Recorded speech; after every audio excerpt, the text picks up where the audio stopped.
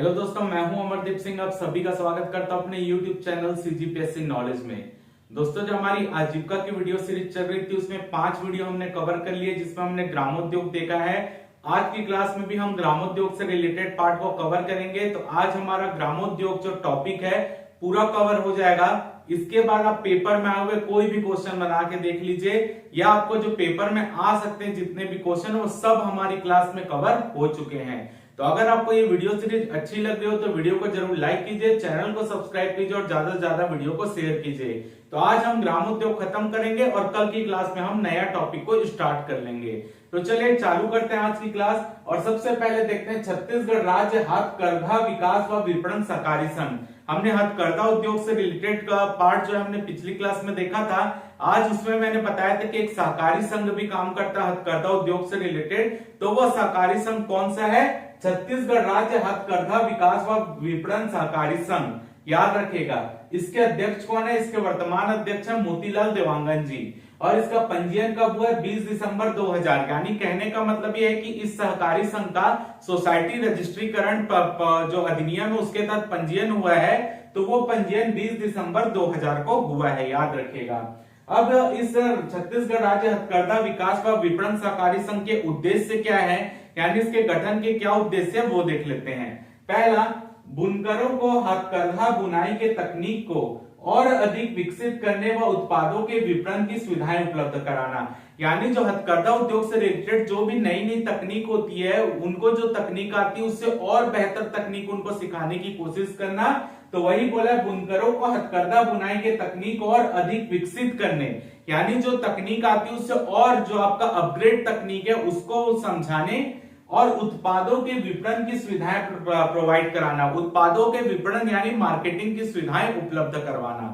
Second है शासकीय वस्त्र प्रदाय योजना के माध्यम से रोजगार के अवसर सृजित करना। जैसे कि मैंने आपको पिछली क्लास में भी बताया था कि शासकीय वस्त्र प्रदाय योजना क्या है। इसके अंतर्गत छत्तीसगढ़ के जितने शासकीय विभाग है वहां पर हथकरघा उद्योग से जो भी वस्त्र बने हैं उसका प्रयोग किया जाता है। ऑफिस में, कार्यालय में जो भी है उसका प्रयोग करते हैं। तो जो हथकरघा व्यापारी विपणन संघ होता है वो क्या करता है कि वहां से जो है जो बुनकर काम कर रहे हैं उनसे वो वस्त्र को खरीदेगा और उस वस्त्रों को शासकीय कार्यालय को प्रोवाइड कराएगा।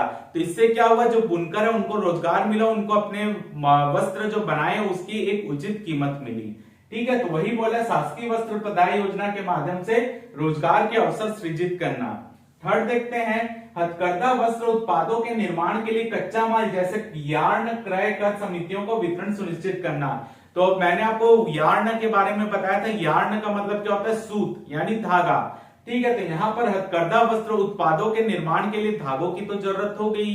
तो उन धागों को ये खरीद कर जो चरखा चलाते हैं उससे जो है यार्न सूत का निर्माण होगा।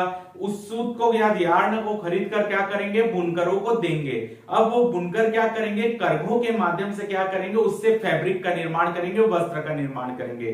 तो आपका जो हथकरघा उद्योग के वस्त्र निर्माण करने के लिए जो कच्चा माल है वो यार्न होता है। यार्न को ये संघ जो है सहकारी संघ वो खरीदेगा और बुनकरों को प्रोवाइड करवाएगा।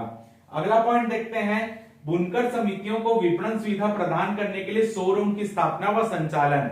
जैसे कि मैंने बताया कि अब बुनकरों से ये वस्त्र खरीदेंगे, उन वस्त्रों के प्रचार करने के लिए क्या है, विभिन्न जगह अपने सेंटर खोले हैं। तो शोरूम का निर्माण करेंगे। उस शोरूम में हथकरघा बुनकरों के द्वारा जो भी वस्त्र निर्माण किए गए, जो भी वस्तुएं निर्माण की गई है उस शोरूम में रखी जाएंगी और बेची जाएंगी, और जो लाभ होगा बुनकरों को दे दिया जाएगा। अगला पॉइंट है, राज्य के हथकरघा उत्पादों के प्रदर्शन व विक्रय के लिए एक्सपो व प्रदर्शनियों का आयोजन करना।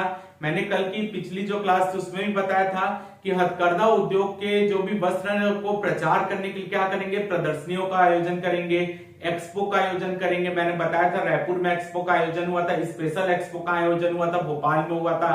फिर मैंने जिला स्तरीय प्रदर्शनी के बारे में बताया था और ये भी बताया था कि कोरोना के कारण अब वो बंद हो गई है, अब वापस आगे चालू होंगी।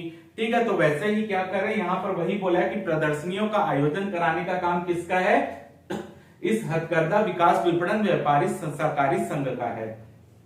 अगला पॉइंट है, हथकरघा बुनकरों के लिए कल्याणकारी योजनाओं का संचालन करना। तो जितने भी कल्याणकारी योजना चल रही है हथकरघा उद्योग से रिलेटेड उसको संचालन करने का काम इसी सहकारी संघ का है। क्लियर है? अब देखते हैं कुछ लेटेस्ट डाटा। वर्तमान में 248 बुनकर सहकारी समिति हथकरघा संघ के सदस्य हैं। टोटल 248 आपकी जो बुनकर सहकारी समिति है वो इस संघ से जुड़ी हुई है।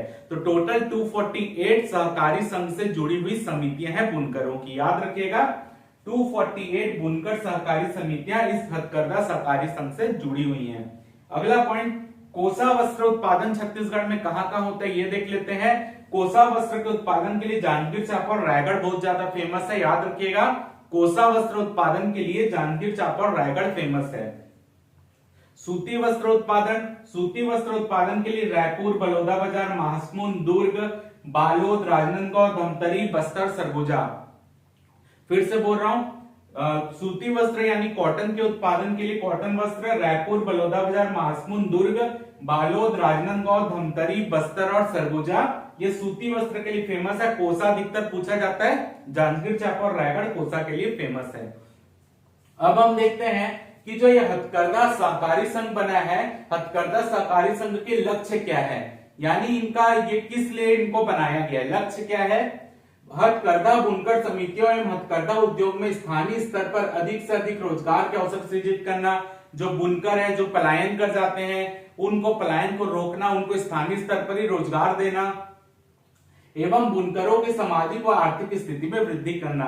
तो उनकी आय बढ़ेगी तो उनका स्तर सामाजिक स्तर में भी बढ़ेगा, आय बढ़ेगी तो आर्थिक रूप से मजबूत भी होंगे, ये उनका लक्ष्य है इस सहकारी संघ के गठन का। अब हम देखते हैं ग्रामोद्योग रेशम। अभी तक हमने क्या देखा था, ग्रामोद्योग के अंतर्गत हथकरघा उद्योग देखा था। अब हम ग्रामोद्योग के अंतर्गत रेशम के बारे में देखेंगे। तो कोई इंपॉर्टेंट नहीं है, आपके पेपर में नहीं आने वाला है, ये मैं अभी भी बता दे रहा हूं, केवल अपने नॉलेज के लिए रख लीजिएगा, पेपर में इससे क्वेश्चन नहीं बनेगा। अभी से लिखित ले लीजिए मेरे से, ठीक है। ग्रामोद्योग रेशम, छत्तीसगढ़ में रेशम दो तरीके के होते हैं, टसर रेशम और मलबरी ककुन रेशम, ठीक है। तो आपको कई कोचिंग की बुक में अलग अलग मिलेगा रेशम के प्रकार, लेकिन आप इकोनॉमिक सर्वे देखेंगे छत्तीसगढ़ का तो उसमें साफ लिखा है छत्तीसगढ़ में रेशम दो ही प्रकार के हैं, टसर रेशम और मलबरी ककुन रेशम, ये याद रखिएगा ना। छत्तीसगढ़ में रेशम कितने प्रकार के होते हैं, कभी भूले भटके आ गया तो आ गया। योजना आपसे पेपर में नहीं पूछेगा, इसकी अभी से गारंटी है, ठीक है। तो यहाँ पर कुछ योजनाओं के नाम पढ़ लीजिए। इसके अंतर्गत वही है कि जो टसर ककुन रेशम का उत्पादन है उसको कैसे बढ़ावा दिया जाएगा, उसको कितने पैसे दिए जा रहे हैं, ये सब है, वो आपके लिए इंपॉर्टेंट नहीं है। तो याद रखिएगा, योजना देख लेते हैं कौन कौन सी रेशम से रिलेटेड है। पहला है पालित डाबा टसर ककुन उत्पादन योजना। कभी नहीं आप सोच सकते कि ये पेपर में आएगा, कोई भी पेपर निकाल के देख लीजिए, कभी नहीं आएगा। पालित डाबा टसर ककुन उत्पादन योजना, ये पहली है रेशम से संबंधित योजना। सेकंड है टसर धागा करण योजना, टसर धागा करण योजना।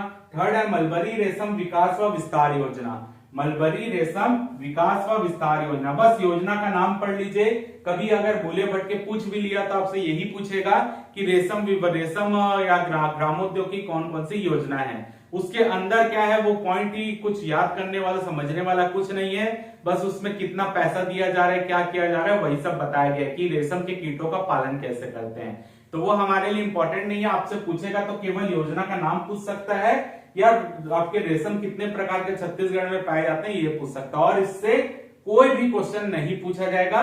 तो हमारा आज जो ग्रामोद्योग का पार्ट था वो पूरा 6 पार्ट में हमारा कवर हो चुका है। आप एक एक वीडियो को रिवाइज करके बार बार देखिए, आपको वो बहुत इंपॉर्टेंट है। ग्रामोद्योग से 3 से 4 क्वेश्चन बनते हैं और जितना हमने पढ़ लिया उसके बाद नहीं जाएगा, ये चीज मैं आपको पहली गारंटी दे रहा हूं, हर वीडियो में बोल रहा हूं, आप इतना ही अच्छे से पढ़ें। क्लियर है? आप इसके स्क्रीनशॉट ले लीजिए।